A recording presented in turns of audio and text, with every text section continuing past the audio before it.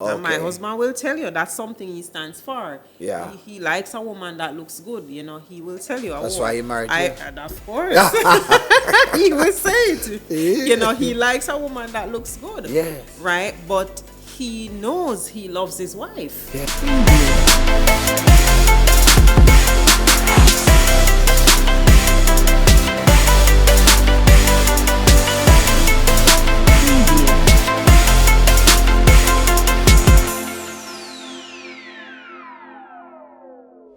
Welcome back to the New Foundation Christian Ministries B1 Marriage Ministry video podcast.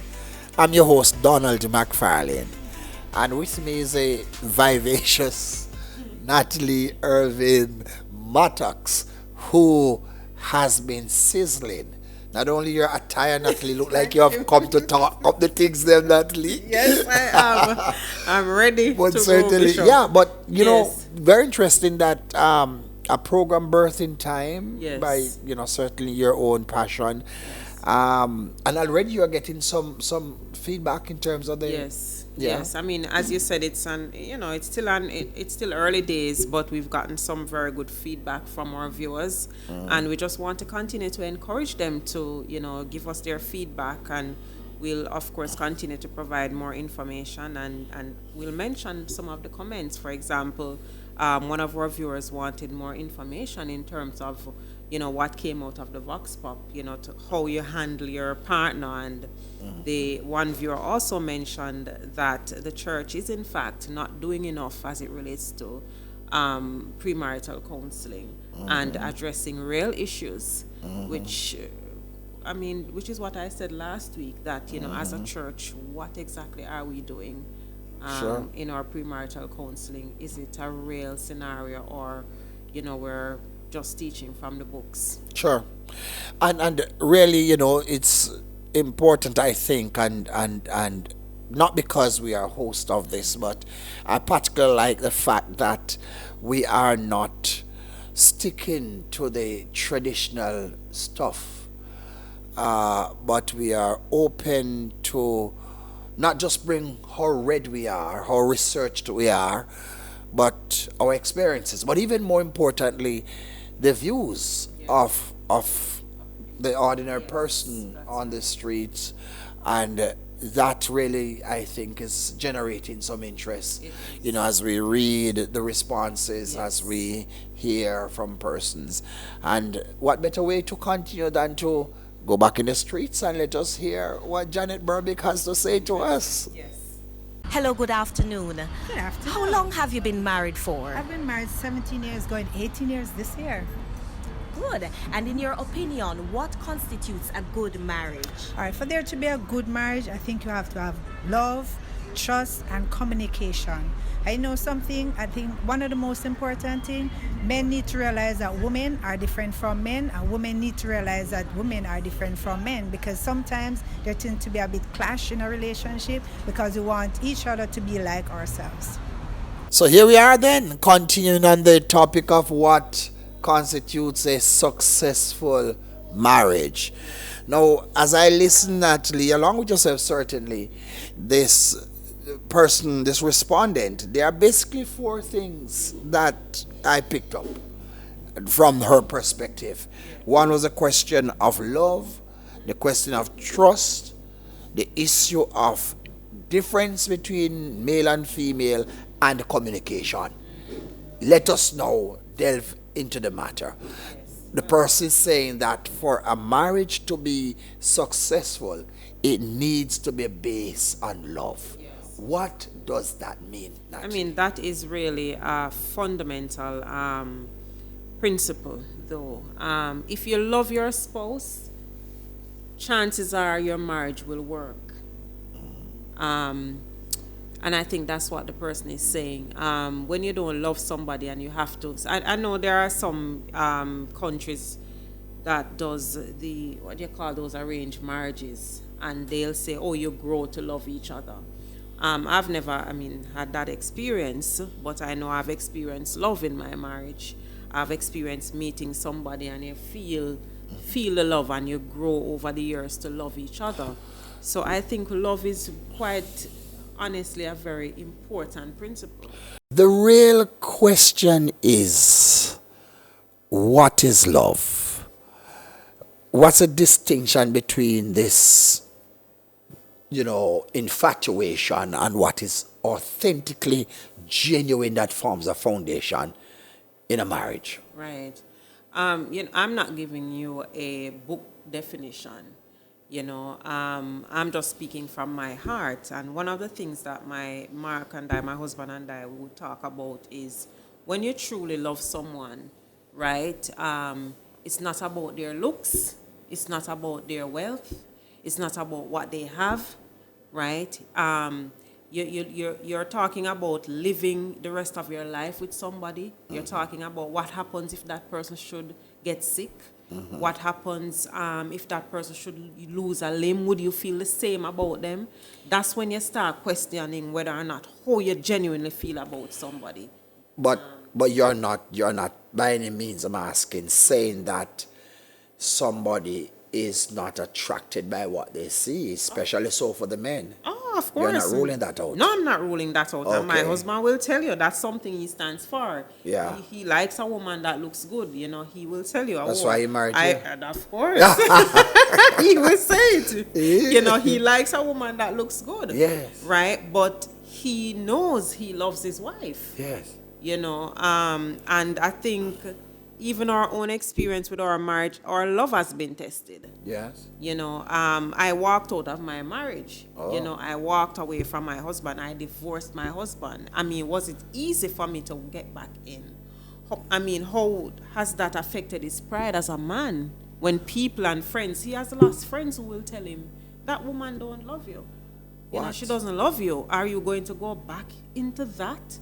And let me tell you something. My husband, nice looking young man, Well, he's exposed yeah, to, he's in the gym. Exactly. Yeah. He's exposed to women and all different kind of women, young, old, money, everything, but there's because of we started out firstly as friends, we spent time learning about each other. Yes. Right, which is why sex wasn't so quick on our agenda. Yeah. Right, we spent a few years knowing each other, talking about my past. I had a rough past. He knew all of this before we got married, and yet he was still willing to work through the ills with me, and so we spent a lot of time genuinely caring about each other. We didn't start out having anything. I was saying to a cousin of mine just a few days ago that when we got married, after we got married, we couldn't even buy food. We had to eat maybe rice and tin food for months. We couldn't afford certain things. We had a little car. I remember I had a little gray car. Those box cars, very small, Demio.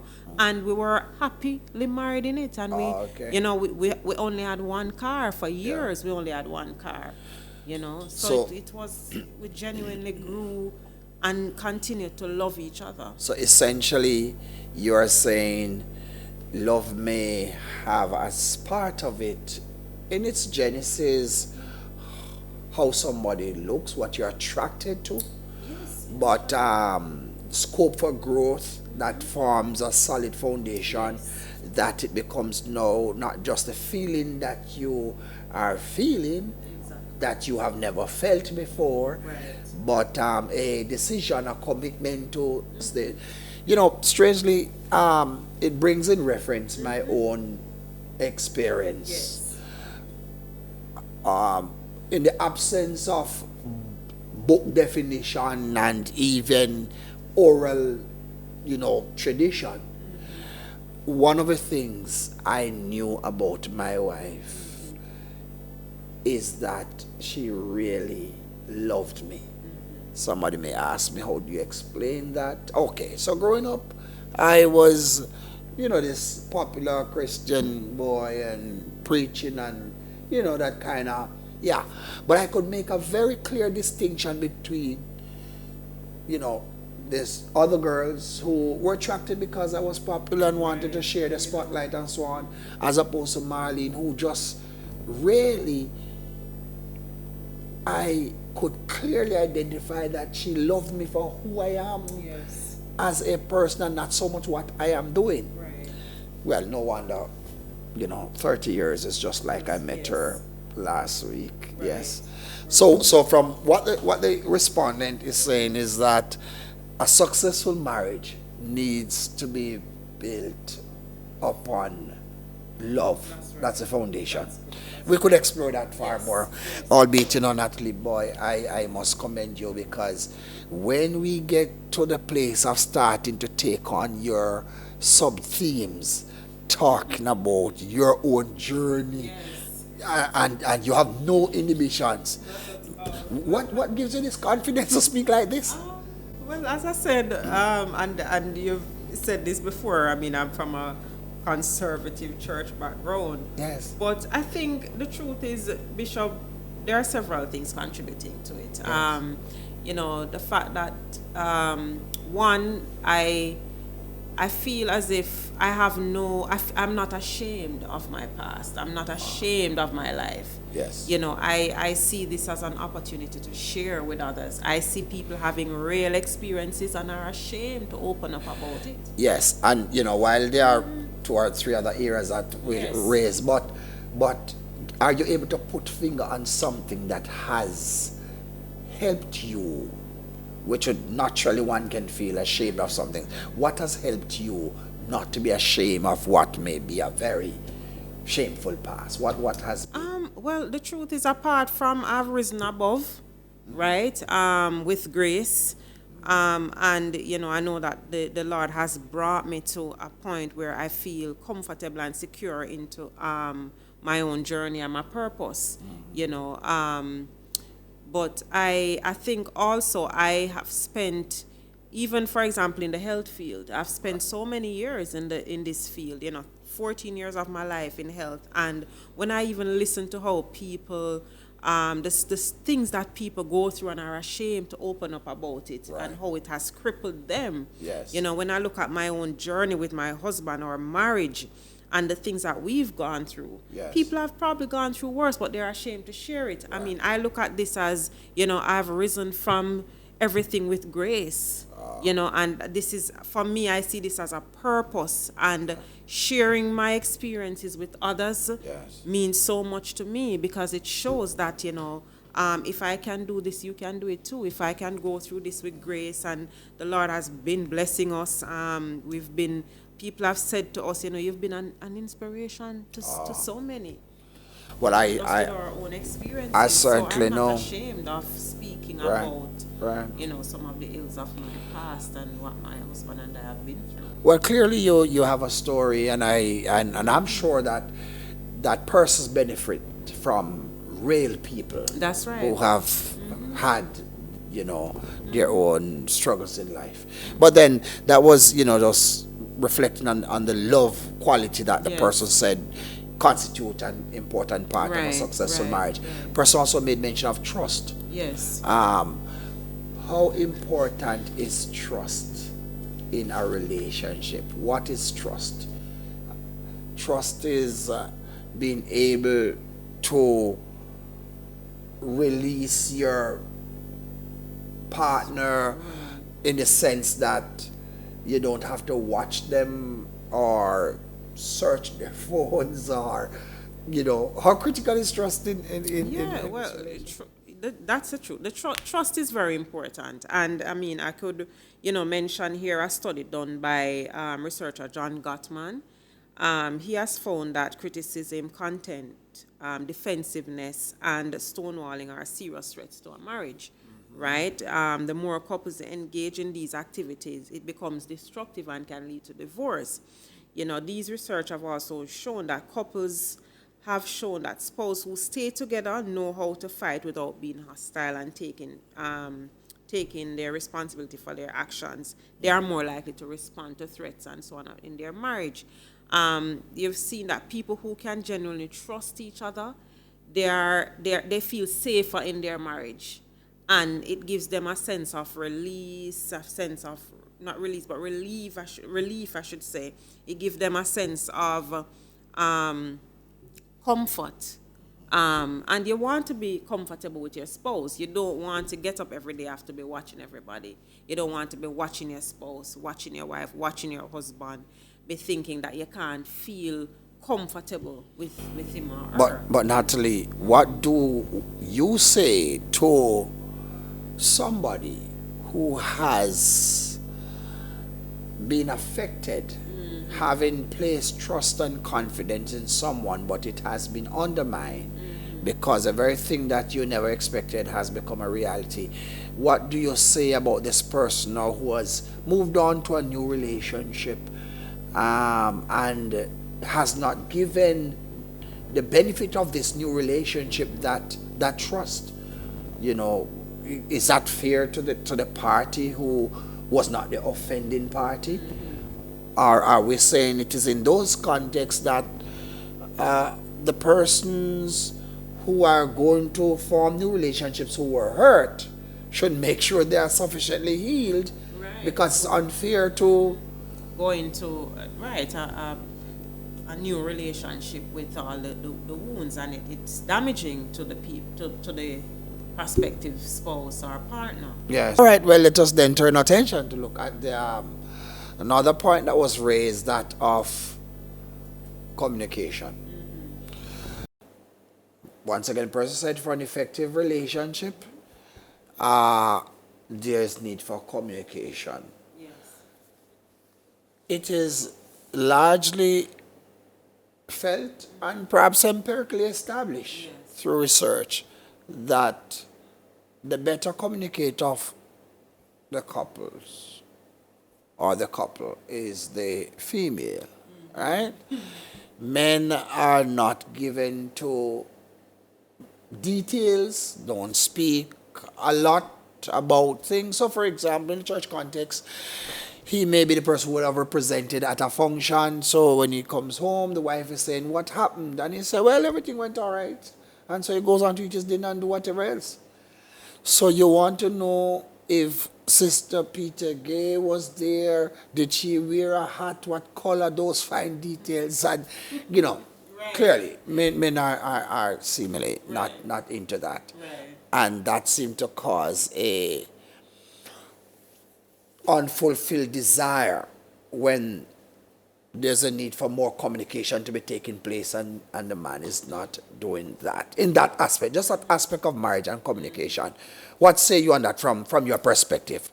Well, from my perspective, though, this thing about, women like to speak, and it is true, but I've found, even in my own marriage, that even though my husband seems to be quiet, because he's not somebody who engages into a discussion very readily. However, you don't want to see him when he's at home. My husband actually talks more to me at home than he would in public. Is a shy guy? He's kind of shy maybe in public, but when he's at home, he talks a lot. Yes. And sometimes I even say to him, "You share so much more with me than I share with you."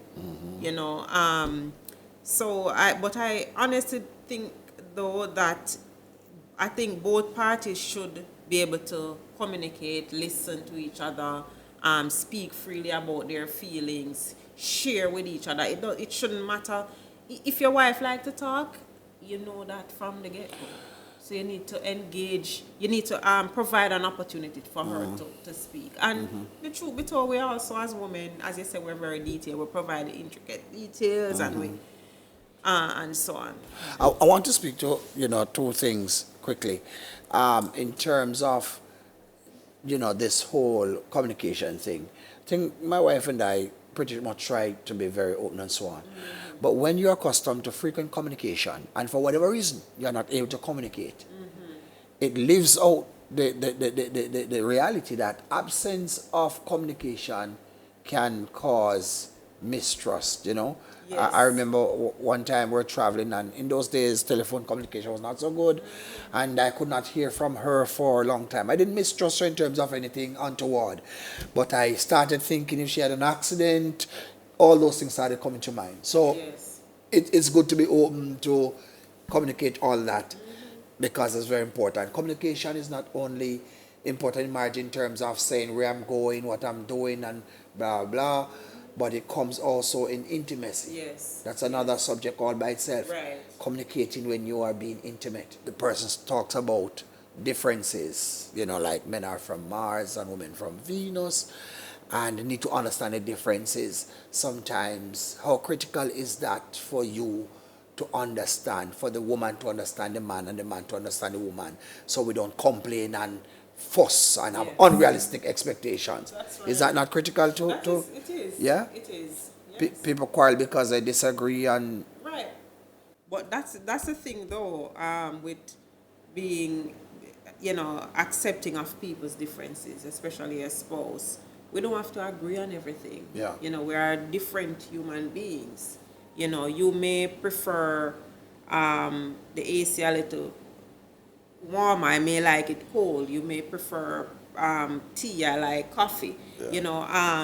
It's important to understand those differences, but still feeling like you're one with the person.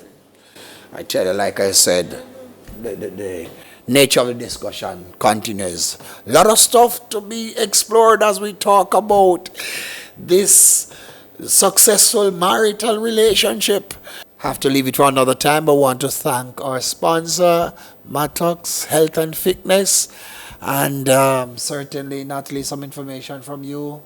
Yes, and also thanks to our producer, George Malcolm Walker. Remember to subscribe to our YouTube channel, New Foundation Christian Ministry, and follow us on Instagram at NFCM Official. Also, like us on Facebook at New Foundation Christian Ministries. We invite our viewers again to share their comments with on all our social platforms. All other contact information and viewing options are below in the description. Thank you for joining us. See you next time.